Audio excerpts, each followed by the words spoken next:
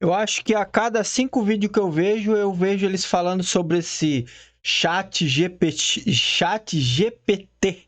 Vamos ver que porra é essa aqui. O que que essa mulher tem a falar sobre isso aqui? Uma especialista em inteligência. Ai, vamos ver, porque nós não sabemos. Assim, a gente tá agora, os principais aplicativos, por assim dizer, que estão bombando direto, só se fala dessa parada, não sei o quê, ChatGPT, Midjourney, né? Eu imagino que pra vocês nenhum dos dois seja novidade, assim, vocês já sabiam que já devia ter uma ferramenta dessa mais underground antes, né? Como é que Com é? certeza. Se você pensar no GPT, a gente está no GPT-3, então as versões anteriores já estavam sendo construídas.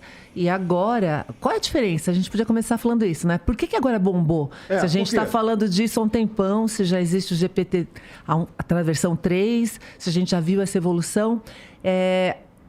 O ChatGPT colocou a inteligência artificial na mão das pessoas. Ó o cachaceiro lá, ó o cachaceiro lá. Ô, bota um vinhozinho aqui. Ô, serve aí, porra. Eu tô aqui, pô. Ficar escutando essa mulher falar o tempo todo aqui, eu tenho que tomar um vinhozinho pra aguentar, senão eu não aguento, cara. Antes do ChatGPT, toda essa inteligência ou toda essa utilização, ela tinha que ser feita por gente mais nerd ou tinha que ser feito por empresas. Então eu brinco que a gente está vivendo uma era da IA 2.0. É que nem o Web 1.0, você tinha as empresas fazendo site, as pessoas usavam o site que as empresas faziam. O Web 2.0, você começa a ter ferramentas que as pessoas começam a utilizar, redes sociais, blog, etc. E isso foi o que explodiu com o uso da internet. A gente tinha a IA 1.0, que eram as empresas utilizando, já faz muito tempo, inclusive, que elas estão utilizando.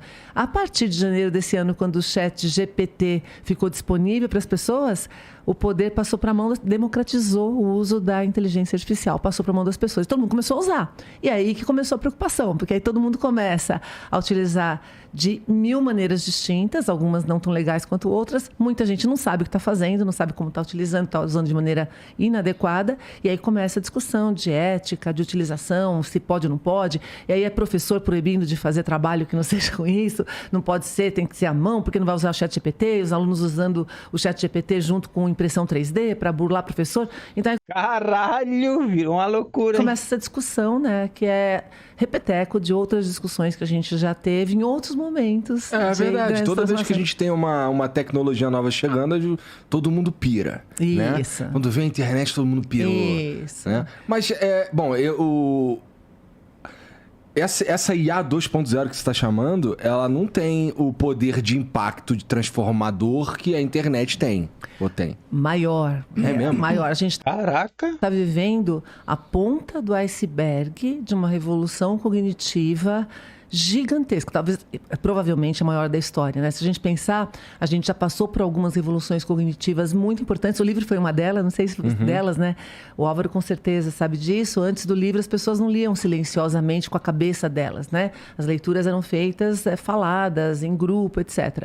A partir da hora que você começa a ler sozinho e falar com você mesmo durante a leitura, e você consegue ler um monte de livro, que eles começam a ser produzidos, isso populariza, democratiza, de alguma forma, né? Ao longo de alguns séculos, o conhecimento. A internet, depois do livro, a gente teve a Renascença no meio do caminho, ok? Mas em termos de atingir muita gente, a internet teve o mesmo efeito, né? Você começa a ter conhecimento para todo mundo o tempo todo, etc e tal. Agora você tem uma inteligência que te ajuda, uma inteligência que ainda está no começo, que te ajuda a fazer muito mais rapidamente vários trabalhos cognitivos, né? Quem usou, não sei se você já usou. Cara, eu usei para fazer umas perguntas muito idiotas, só para ver se manjava. Porque o cachorro caramelo corre atrás das motos. Mesmo, entendeu? Aí a maioria das perguntas que eu fazia, eu falava, cara, eu sou só uma inteligência artificial, não tô preparado a responder questões filosóficas da humanidade, cara. Que é as perguntas assim mais arrombadas que eu fiz, pra ser sincero, tá? E tem o lance, e me ajudem aí, por que o ChatGPT ele só tem o banco de dados até 2021 e por que é um perigo ele estar conectado à base de dados que a gente tem hoje? Não, na realidade, um dos desafios... vamos voltar um pouquinho, né? Não existe inteligência sem dados. Não existe. Nem no nosso cérebro e nem artificial. Então, por exemplo, se a gente tivesse um cérebro incrível, né? Mas ele não tem memória e ele não tem como capturar dados sensores, que são os nossos sentidos, você não tem que processar. Então, essa combinação de qualidade do processamento e a qualidade e o volume de dados que você tem ajuda para você ter inteligência. Quando a gente vai para a inteligência artificial, qual é um dos grandes desafios que as inteligências artificiais anteriores... Você já ouviu falar do chat anterior, que várias marcas ofereciam, que também são chats inteligentes. Aqueles que você está falando daquelas interações de Instagram e tal. Isso, chatbots que você colocava lá. O desafio deles é que você tinha que treinar. Então, para um banco, era fácil, que o banco tem milhares e milhares de interações por dia com pessoas. Isso treina a plataforma. Quando você pega uma empresa menor, você tem que treinar com as características da sua empresa. Então, se você não tem dados, você não consegue treinar machine learning. Aí vamos para o ChatGPT. O ChatGPT, ele foi treinado, estudou, ou capturou, não só livros, modelos, dados, de montão. Então, ele tem uma base gigantesca que foi até 2021, não porque é perigoso vir até 2022, 2023, é porque é o recorte que foi feito. E ele entrou em experiência. Tanto que quando você entra no ChatGPT, está escrito lá que ele está ainda em beta, ele está treinando, que não sei mais o que, para você reportar erro, ajudar a consertar, etc. Esse é um modelo de aprendizado.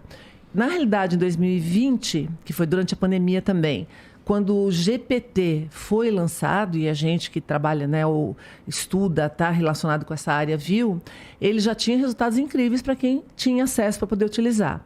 Quando eles viram que o resultado era bacana do que ele trazia, em 2021 eles falaram, bom, se ele traz isso escrito, por que a gente não começa a tentar fazer ele desenhar também, fazer imagens? Foi quando veio o Dali. O Dali ficou famoso no TikTok, todo mundo utilizando, etc e tal. Demorava pra cacete pra produzir uma imagem. Isso, ou fazia um monte de bobagem também, né? O Dali tinha muito mais erro, na minha opinião, do que tem o ChatGPT agora com os textos, né?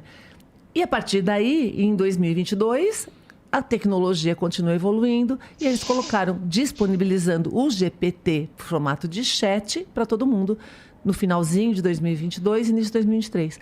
Aí as pessoas começaram a usar e assim, foi a ferramenta que mais rapidamente atingiu 1 milhão de pessoas, não sei mais o quê, papapá. Por quê? Porque você começa a perguntar muita coisa para ela e ela realmente responde fazendo sentido. Porque muitas das ferramentas de IA que a gente testava antes, você falava, cada 10 coisas que você faz, 9 eram aquelas respostas bobocas, ou muito ruins. Você conversa, ela não entende. Ou seja, não era útil. Agora não. Agora, para cada 10 perguntas que você faz, ele responde as 10. Caralho, o bicho ficou bom mesmo, hein? Eita evolução, tá maluco, é doido. Mas não pergunta sobre o cachorro caramelo, senão não dá certo. Pode ter, a gente pode conversar depois, para não ficar monopolizando aqui, mas a gente pode conversar quando que tá ruim isso, quando não é, quais são os riscos, mas é justamente